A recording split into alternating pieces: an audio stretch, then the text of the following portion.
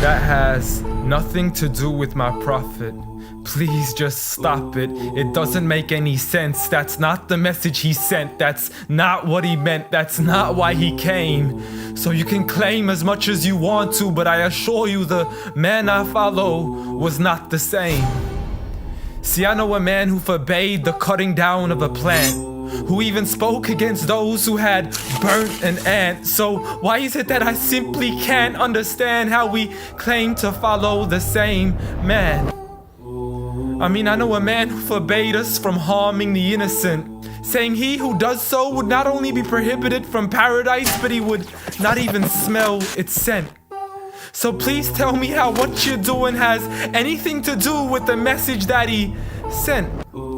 This is the man who forbade us from even scaring cattle with a knife, saying you have no right to let the animal die twice.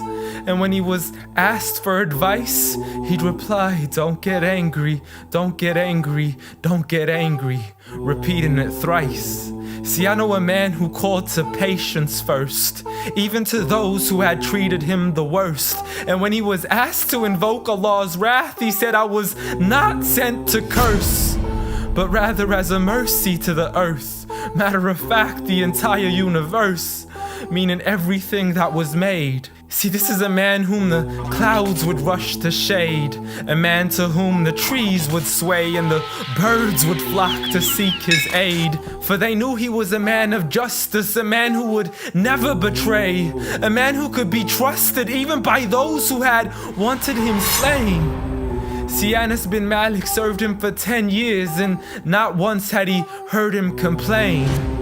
For he would never get angry for himself, but only for Allah's sake. And he never responded to evil with evil, but rather he pardoned and forgave.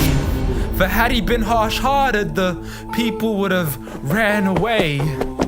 So what is it that we still don't understand when we claim to follow Islam, yet we fail to follow this man? I mean, I know a man who was so caring and compassionate, who said that there is a reward in serving all things that are animate.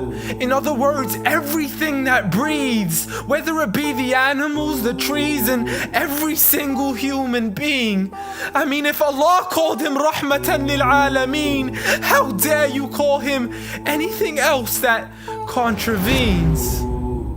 See, this is a man who said that the Muslim was he who is soft, simple, and lenient.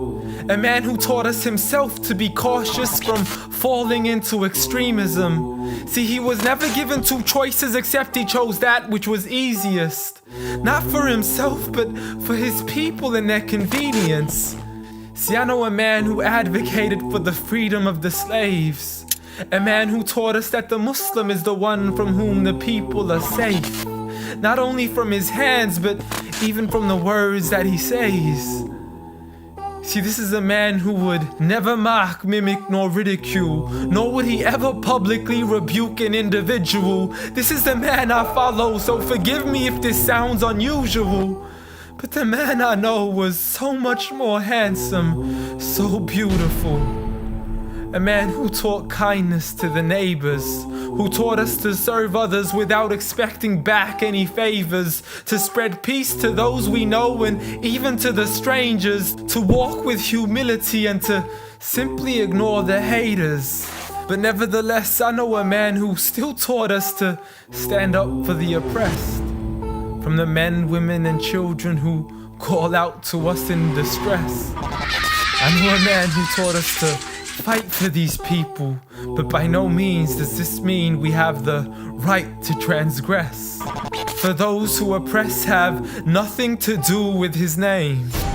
So you can say what you wish to say and continue to defame his name, but at the end of the day, I assure you, the man I follow was not the same. Muhammad sallallahu alayhi wa sallam.